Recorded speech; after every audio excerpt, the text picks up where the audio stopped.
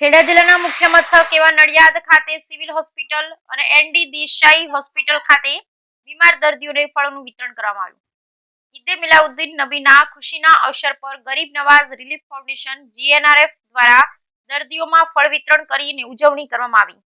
ઈદે મિલાઉદ્દીન નબીની ખુશીના અવસરે દાવતે ઇસ્લામ ઇન્ડિયાના પેટા વિભાગ ગરીબ નવાઝ રિલીફ ફાઉન્ડેશન જીઆરએફ દ્વારા તારીખ 12/9/2024 રોજ ખેડા જિલ્લાના વડા મથક નડિયાદ ખાતે સિવિલ હોસ્પિટલ અને એનડી દેસાઈ હોસ્પિટલ ખાતે બીમાર દર્દીઓને ફળ વિતરણ એટલે કે તકસીમ કરવામાં આવ્યું।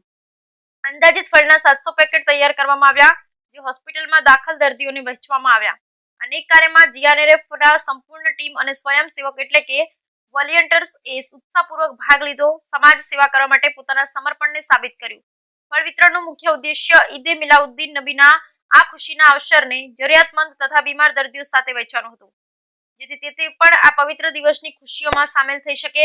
ગરીબ નવાઝ રિલીફ ફાઉન્ડેશન જીઆરએફ હંમેશા સમાજના દરેક વર્ગની ભલાઈ માટે કાર્યરત રહી છે, ભવિષ્યમાં પણ આવા સામાજિક કાર્યને આગળ વધારતા રહેવાનું વચન આપે છે। રિપોર્ટ વિજય સોઢા।